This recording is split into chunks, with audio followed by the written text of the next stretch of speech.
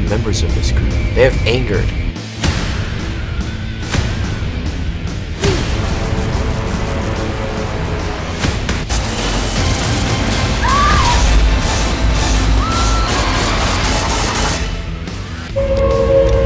And we have no ever-loving idea what's going on. Something must have. It's been vampires, bloodsuckies, Nosferatu.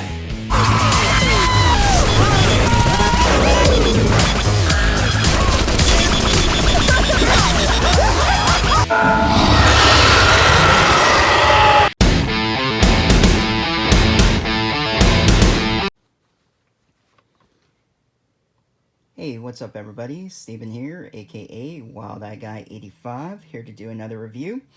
As you can see, I got The Black Cat, which I'd like to thank Rob and everybody at Wild Eye for sending me this copy to review for you. So this one is, I'll go ahead and read the back. I couldn't find anything on Internet Movie Database, and I actually got the trailer, which you'll see afterwards. I had to film it off the disc itself. Here's the back. And I'll go ahead and read it to you. There's a sentence on top that says, horror fans looking for something different, there is a lot to recommend about this release. Diabolique Magazine, a bloody, violent vision of Edgar Allan Poe's legendary story. A modern, disturbing retelling of Edgar Allan Poe's terror tale is told through the eyes of three of underground horror's most violent and celebrated international directors, Damien Cristofero, Brace Belpo, and Chris Mowalski. I'm sorry if I'm pronouncing those names wrong. Probably going to butcher a bunch of these names. It says it has enough gore delivered the classic way for anyone wishing to lap up the red, moist stuff severed cinema. Let's see. It's starring Andre Attulo, Jeffrey Voice, Shira Povani, Karen Lynn, Giorgio Argai, Celine Feltrin, Cleverson, Olveria Rodriguez, Eric Bauer, Sarah Ratai, Stefano Sola, Georgia Maciera, Salvo Penincia, Nicholas DuPaul. Like I said, I'm sorry, totally mispronouncing those names, I'm sure. So this had 3 parts to it. Came out in 2017. Wild Eye released it in 2020. 79 minutes long. The second story, and then probably the last story was my first favorite, then the second, and then the first. First one was called The Black Cat. The second one was called Black. And then the third one was called Insomnia. The first one, all this, of course, it's got some practical gore effects. The second and third segment was a bit better. The first one, there's this old guy who his maid or someone who helps out brings him a cup of tea, and she leaves to go for a walk. There's a robber who puts on a mask, comes into the house, and the guy who's there, I guess he's sort of blind. I don't know. He's drawing, but he's got glasses on, so I don't know if he's like just almost losing his sight. He can see a little bit. I'm not really sure on that.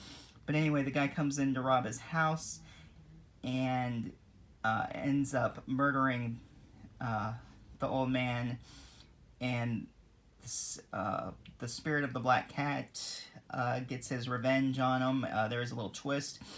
The gore in it, when the guy is stabbed, his intestines are supposed to be coming out, and the effects to me were kind of cheesy. I mean, I know these are independent, they got what they work with, but they didn't really look like intestines. They were like really pink.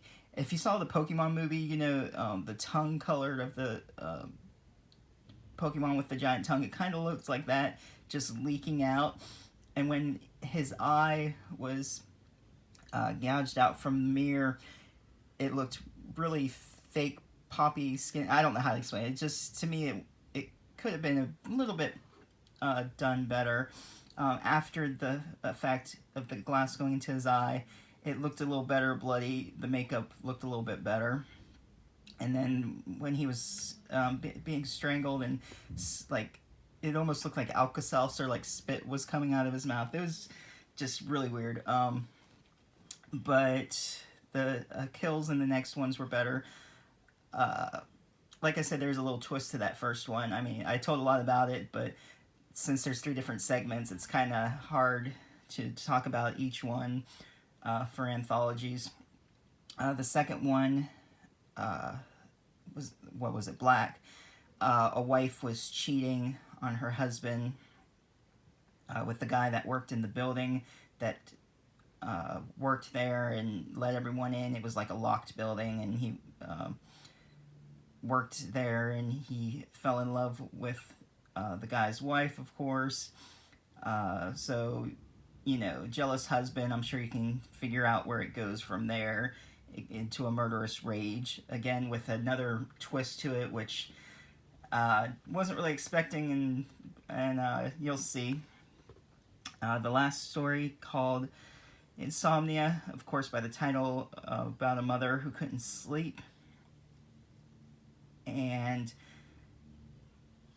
she her family was worried about her, and I guess because of not being able to sleep, she gets possessed. I guess easier to possess, and as you can see from the trailer, the looks of it, how she goes after her family. That's pretty much it. The blood is a lot better in the last story. In the second story, you'll have to watch it to find out what exactly happens. Pretty much told a lot of it, and I don't really want to spoil it for those who want to see everything that goes on. You can order it. I'll leave the link for Wild Eye below. It is on Tubi. It is on Amazon Prime. So it is worth checking out if you enjoy Wild Eye. Like I said, the second 2 stories are the better ones. Alright, if you've seen it, leave a comment down below, and stay tuned for the trailer. If you're new to the channel, be sure to subscribe, hit that bell for notifications, and I'll see you next time. She's angry, and she yells at Sophie for no reason.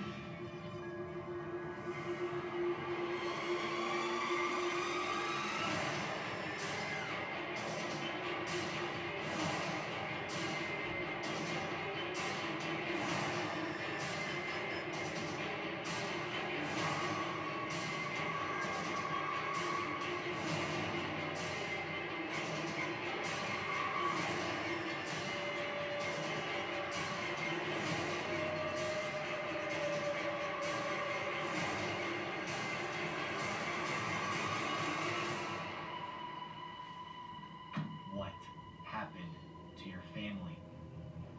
What happened, Emily?